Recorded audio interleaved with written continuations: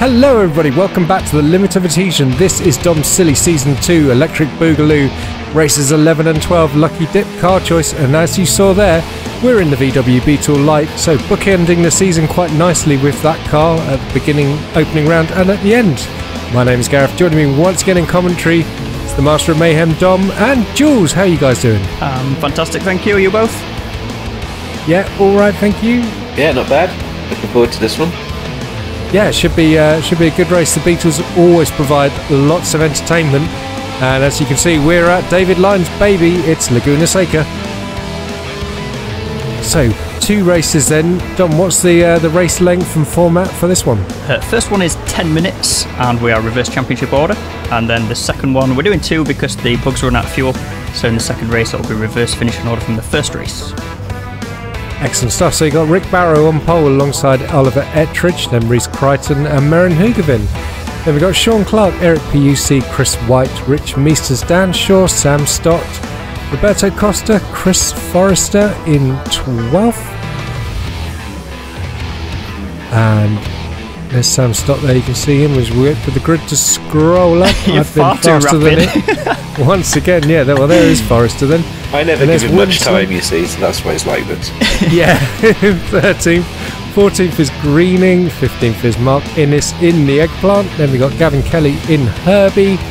Evan Conception is in P17. Tor Malarin in his Frog car. There he is. There's Oliver Walker in his Red Bull Camo. And at the back, we've got Michael Messenger and Don Parker. Parker I fancy already. a Bubba Burger. Parker already rocking his livery for the rallycross there. Yeah, was that a jump start for Ettridge and for Crichton? I think it was Looked Barrow. like it. Barrow off the pole. Often is carnage as they go through turn 1, and sure enough, that's. They haven't even got to turn 1 and it's carnage. Well, no, turn 1 is that curve they No, just went it's through. a lie. Someone's rolled. I saw Forrester was round. I think that was There's a lot of Costa people nearly off track. vaulting the fence. Yeah. Forrester, Clark, Costa, Winslade down the back there as well from 13th. So Barrow from Ettridge from Crichton is the order at the front, and Hoogervin. So staying more or less the same as they were at the start of this race. Is there damage in this race? Yes, damage will be on. And this time, unlike the first race, it's on-track racing. So no shortcuts in this one. That front 3 starting to break away a little bit from Hoogervin, and then we've got Chris White running in 5th. That's nice to see. Stott's up to 6th. Oh, someone's being hit, checked off the track. Greening's off. Dan Shaw, I think. And Conception running very wide through Profanity Corner. That's a wizard going around there. Herbie's getting involved. Oh, 3 wide as they come down the hill to Rainy Curve. On board with Messenger. It's a real Meesters. exercise in survival here, isn't it? Yeah. I got stop serving a slow down on the outside of, is it turn 10, that one, that left Where are they going? Oh, jeez. We've got cars in the pit lane, and that's Crichton and Barrow, I think. That's for the jump start, right? Yeah. On board Volley Walker then.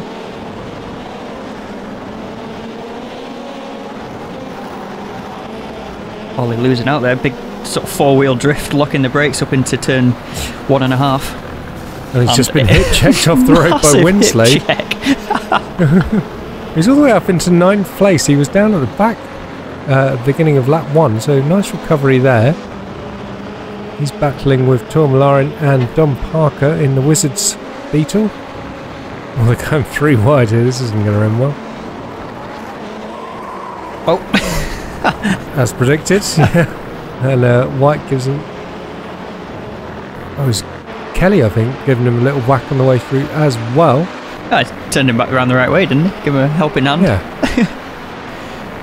Oh!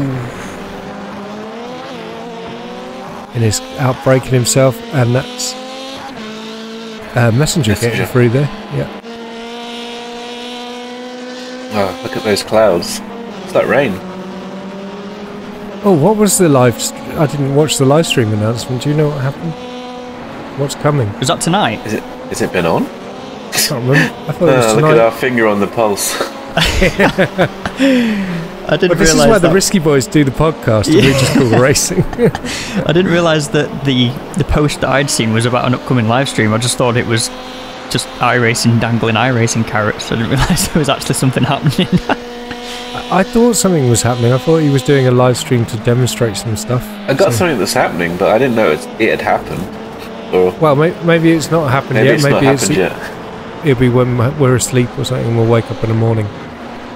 Yeah, we'll wait and see. Cover for me, I'll ask my sources. Okay.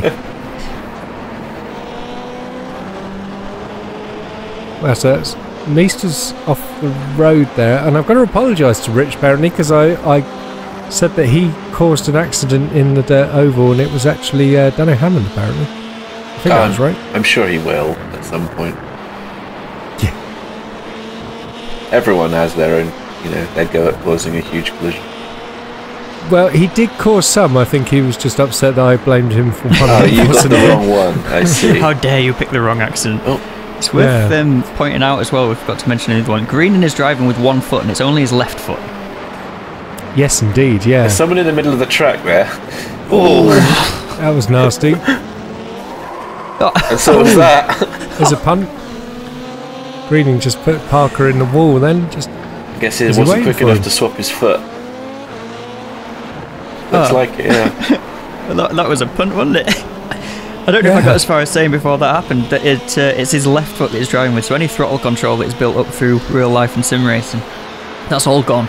He's hot footing his left Yeah, foot. and I've raced against him whilst he's had that, and he is completely ridiculously too fast with that disability. It's all in the hands. and it was in the Lotus, wasn't it? It was in the Lotus, a car that he hasn't driven. He bought it 5 minutes before the session, and we were fighting for the position. Yeah, that was Brands very Hatch. impressive. Yeah. Another one worth pointing out as well that we forgot to mention in the last race is that Evan is driving on, well, I can't call it a gamepad because it's not a game, right? It's a sim, so a sim pad, I guess, a controller rather than a wheel and pedals. Yeah. So he's bear that in consoling mind it. for Evan Conception, currently in 10th place. You did say you were going to handicap him, so how did you manage to get him to do that when he's on the other side of the Atlantic? The internet can be very powerful. Yes, indeed. Well, that's what we need to do, from now on. Stick him on a gamepad.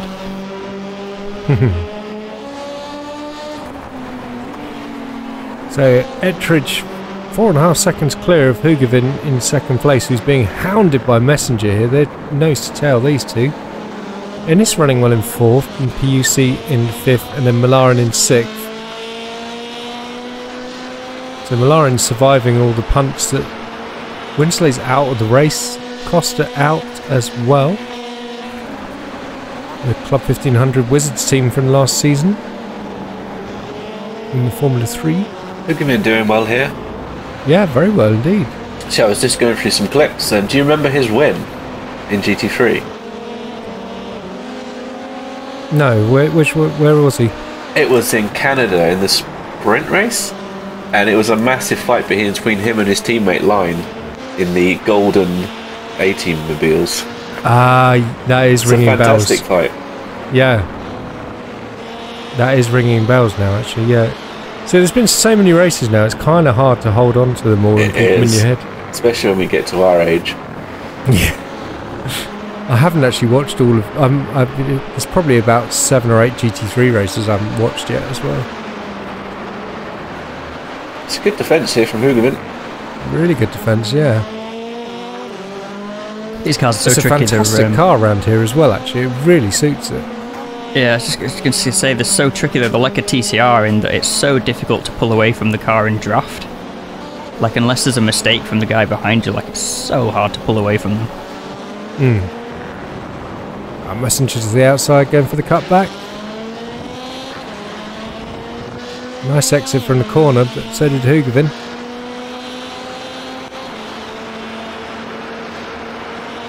As they come through T1 and head to turn 2, which is the Andretti hairpin. Which is a double corner, right? It is, yeah. But they call it a hairpin look- single. Oh, the numbering around here is stupid. So then They name that like T1 is on the main straight, and they class that as a corner, and then there's another one which is more of a corner, which isn't classed as a corner later in the lap. It's all lies around Laguna. America! Heck yeah! Oh, he's no! And It's rolled wrong. him. There's a bug on its back. Multi-pumped. That looks like it's crabbing, is it? Rear right potentially Oh, that's broken unfortunate. Merriam was driving a Stormer there. Yeah, doing a really good job. That was an unfortunate crash as well. Like, I don't really believe that should have rolled in that instance, but They are quite tippy, though. I mean, there are times when you turn it, and especially if you get a bit of curb, it does feel like it wants to roll. potentially a byproduct of the big grippy dirt tyres being on a tarmac track, maybe. Yeah. Nice move there. Much Stormy. cleaner than the one he made on Hoogerman. Yeah. 11 seconds though, Ettridge to Messenger now. It just shows you how he was being held up by Hoogervin, you've got to say, who's now in the pits. Yeah, Hoogerman's towed. Massively unfortunate.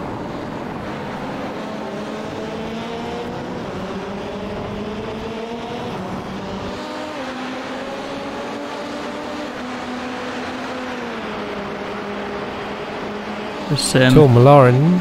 Go on. I was going to say, there he is, the assassin. He was chasing Piusi then. He was in the second Wizard Beetle. Yeah, I think there's been sort of shenanigans throughout, hasn't there, that's mixed up. I've got to remember it was a reverse grid as well, and Malarin is fairly high up the championship, so actually to see him in 5th is a decent effort. And Messenger, to be fair, Messenger started, what, second last?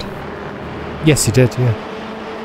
Also, I was going to say before, is a bit of a miscalculation. It might have been some erroneous settings for the session. Yeah. Oh dear. It wasn't supposed to be dark, is all I'm trying to get towards. So I hope the drives have been eating the carrots. Can they not turn the lights on? The Beetle, despite having lights on the car, does not have lights on the car. Fantastic, thanks Obama. It's got lights on the back. Yeah, brake lights work. Oh, the race is already over apparently. Yeah, just Ettridge dominating that then. But he was at the front, wasn't he? That sure is On just the put a other lap on over the line there.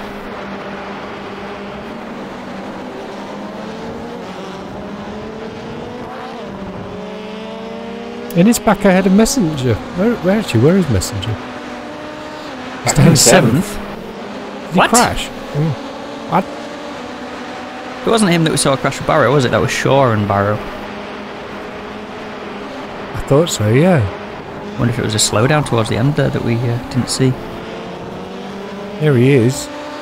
Would have to be some slowdown. So Ollie Ettridge wins race 1 then from Mark Innes. Tor Malarin somehow coming home on the podium. Eric Pusey in 4th, Gavin Kelly in 5th, then we had Sam Stott in 6th, Messenger in 7th, 8th was Greening, 9th Conception on his Simpad, and 10th was Chris White. Do you think Simpad's going to take off? I don't know. Try. It's a game.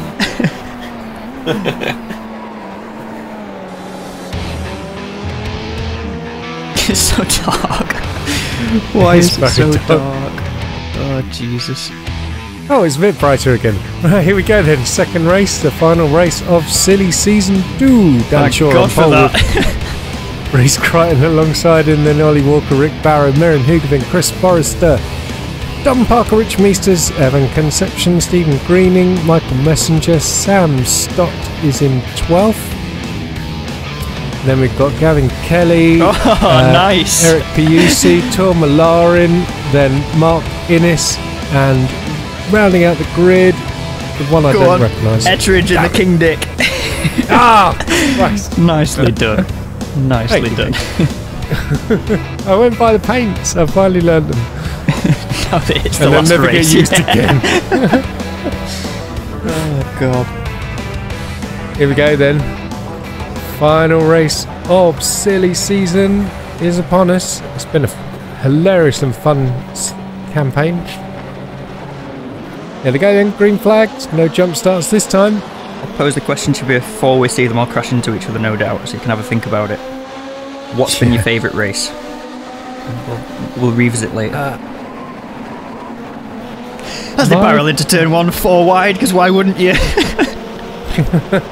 Oh god, that's why. Innes' round has been helped. That looked like Greening was in trouble there. Yeah. Oh, it's escalated. There's Ettridge off the road. Meesters. So Stott was involved in that as well, I think. No. My favourite was... I quite like the F3 versus V at USA International. Yes.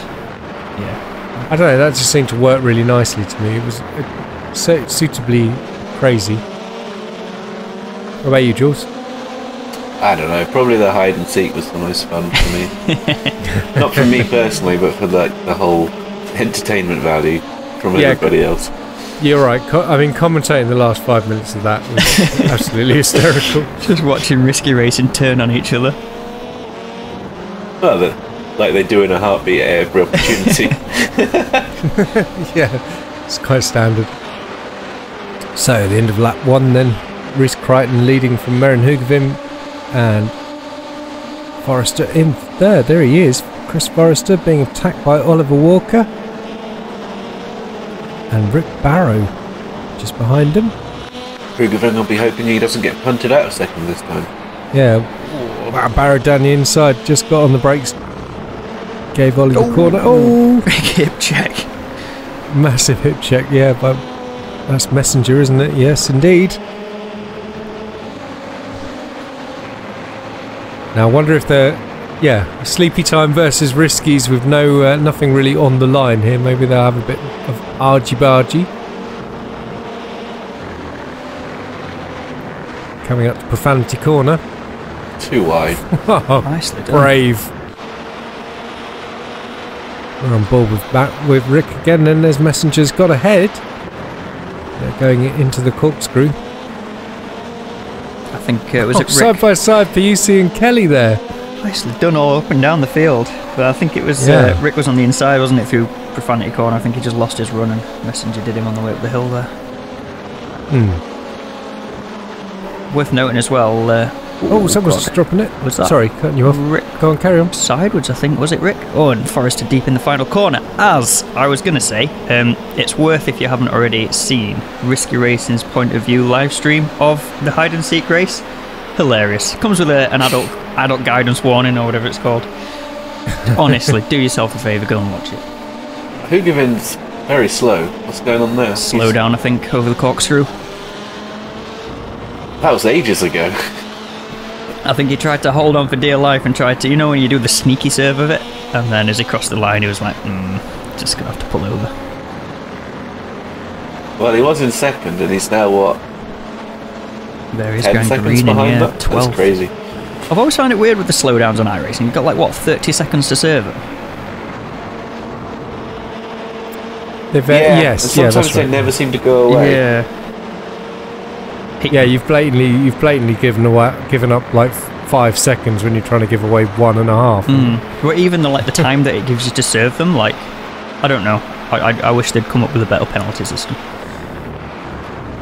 I don't know. It's not too bad. It's the same for everyone, isn't it? It is, yeah. I'm not being that sort of I don't want to be that person who's just defends iRacing for whatever they do, because I think they do get some things wrong. I think the subscription and charging to buy content is a bit nasty. Ooh, greening round. Not on his own there, was he? There was someone involved there. There was someone involved. Was it Don Parker? In his defence, he looked say. to be a long way up alongside.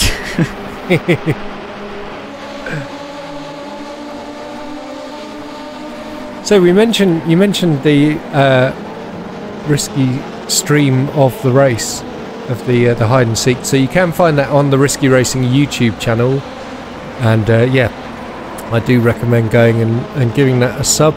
We'll have to put always- a link in the description now, won't we? We will. Hopefully the editor will remember.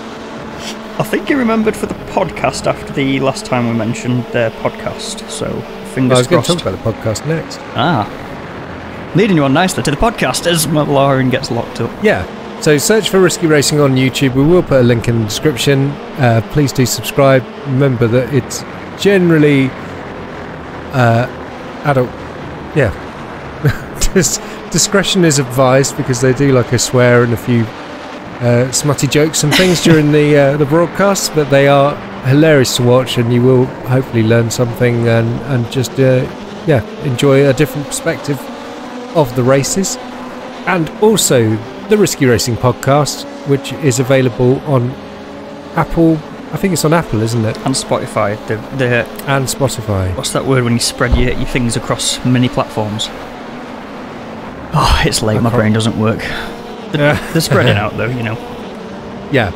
But do go and listen to the Risky Racing podcast. There have been 4 so far episodes, and they're all very, very funny and interesting. The last one features Reece Crichton himself, who in this race is currently running first. P1. P1. I'm just looking forward to when they do a YouTube version of it and put cameras on as well, to be honest. Yeah, I could do that.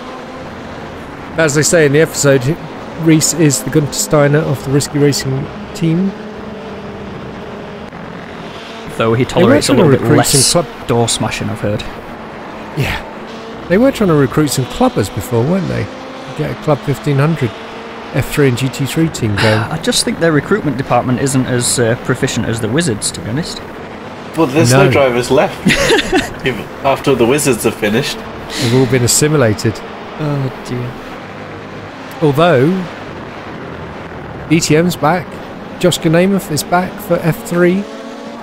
Can't wait to see him back on the grid. Yeah, welcome back, Yoska. Been gone for a few races with some life changes and a whole I think season. job. Yeah, he was there for what, 2 races or so? I thought it was 1 race. I've got race, a horrible wow. feeling that last time he raced, he got shadowed by Parker at Hockenheim. Probably. Oh, maybe. Tour with the bump to pass there in the final hairpin. And he's on the back of Chris Forrester. Well, it's Parker gave Forrester the bump, got checked up in the Oh, was corner, it? and Tour capitalised. Nicely done, really. Capitalised on it. So if Tour hits Chris Forrester in his Pink Floyd car, is he going to send him to the dark side of the moon? Just waiting for that. Whoa! Barrow! The barrow roll. Another victim. The barrow And I'm roll. sober as well. That's Jesus. fantastic.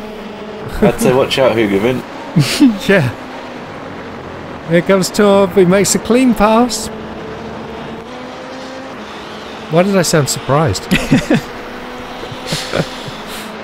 We're over halfway through this final race then. Nice little drift there for Forrester as he comes through profanity, but he's got Don Parker lining him up on the outside as they come to the corkscrew. Thinks better of it. Oh, huge lock up for Forrester there. Chris Forrester, the last couple of laps, has driven the widest Beetle I've ever seen. Yeah. Fantastic defence. Reminiscent of Gary Richards and his mega wide Civic. Yes.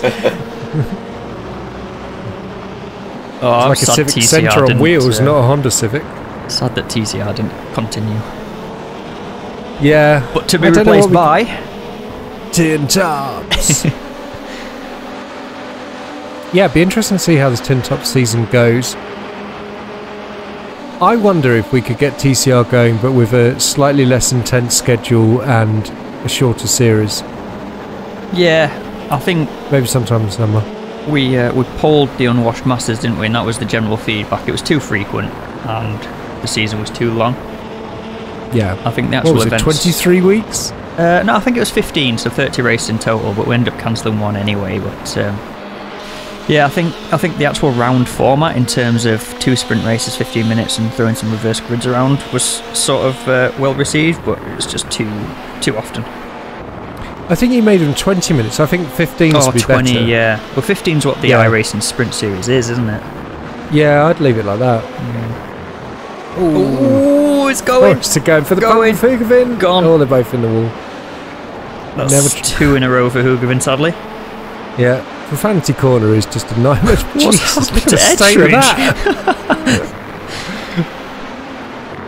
The King Dick has been swung around. Well, yeah, Charles will not be impressed by the state of this livery.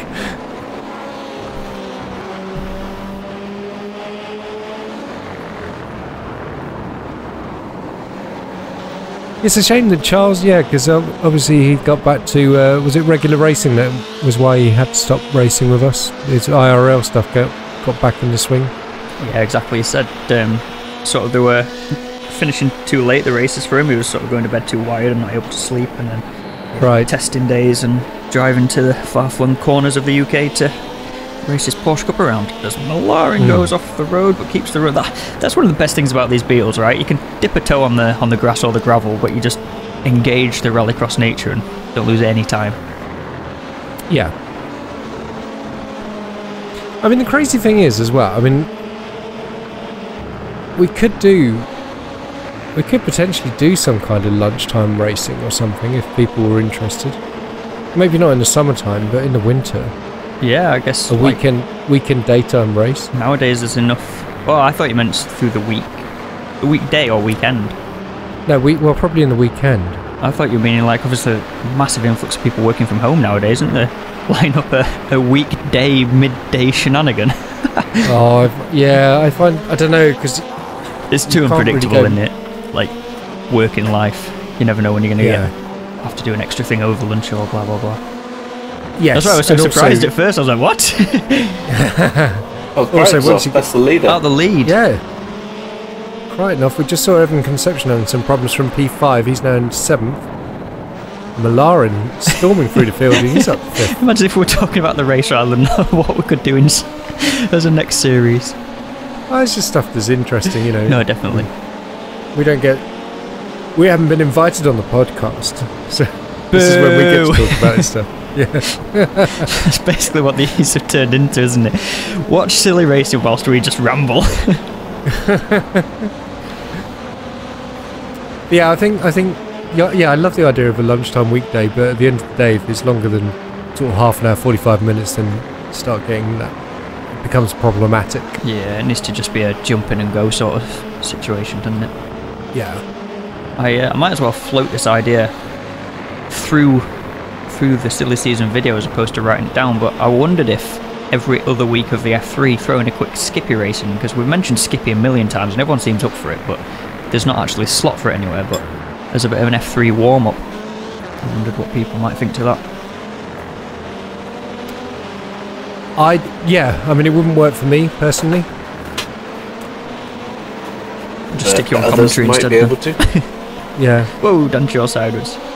Well, I just have to put the kids to bed and all that stuff before I can come racing, so that's why I miss half the practice. Ooh, Forrester just gets a little tag on the back of Barrow there in the corkscrew. And I was going to say that, I mean, we've got a number of specialty events that we've planned. The Skippy race, the Radical SR8 race. I was looking at doing like the USF 2000 and the little single seaters like that versus the next gens around Road America, because they're roughly going to be similar lap time, but just done in a completely different manner. So that would actually be a really fascinating race. That would certainly be one worth attending for sure. I think that would be hilarious. Well, that's it. I mean, you can get a USF 2000 around Road America in about a 213, 215, and you can obviously do the same thing with the next gens.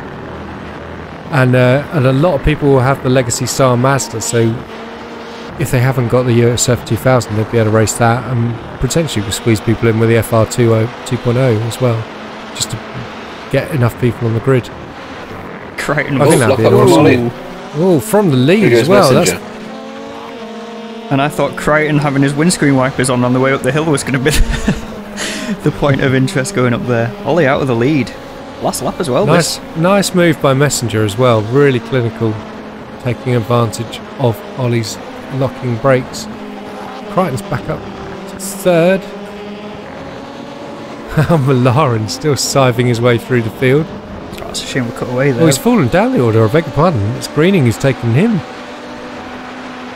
So Michael Messenger wins the final race of the season. Oliver Walker in second, Reese Crichton in third, Gavin Kelly up to fourth place at the line. Congratulations to him. Don Parker comes home in fifth, Greening in sixth with his dodgy leg and all, and Tor Malarin comes home in seventh.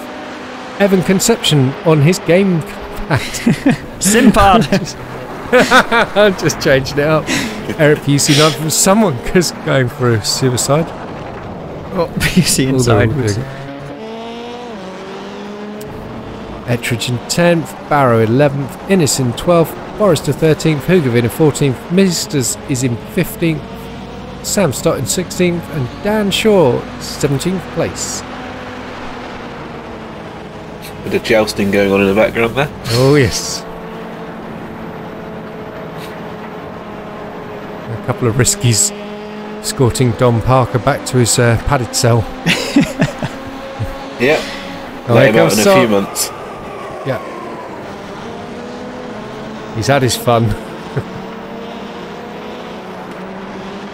Yeah, back into serious season, aren't we now? What, 4 months, 16 weeks worth?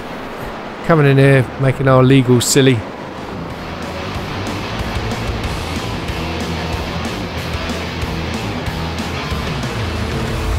can't get over Ettridge's front end there. What happened to him?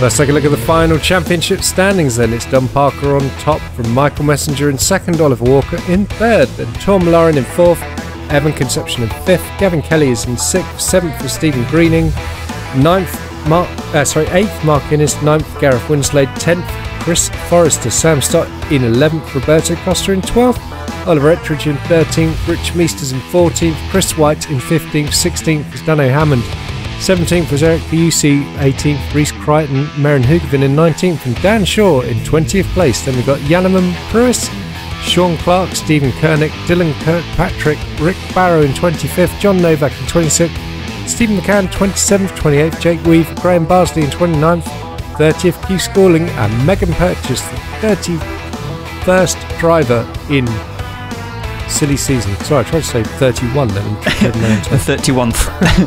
31st, that's it, yeah. Oh god, it's over. We made it.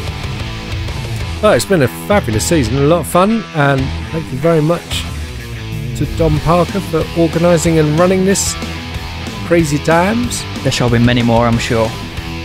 Oh yes. Well, thanks very much for watching Silly Season with us. Hope you've enjoyed the racing. Just a reminder that you can find us at limitofadhesion.com, facebook.com/silly /silly season. It's got to you. /limitofadhesion. Don't forget to like and subscribe to the videos on YouTube and come say hi to us on Discord. Always happy to make some new internet friends. So, Dom, Jules, thanks so much for joining me once again. Thank you. No, thank you. No, thank you. Oh. No, thank you. No, thank you. No, I insist. Thank you. Auf Wiedersehen. Mercy buckets. Mercy buckets or au revoir. Au revoir. It is French for goodbye, you idiots. We'll see you next year. Bye. Bye.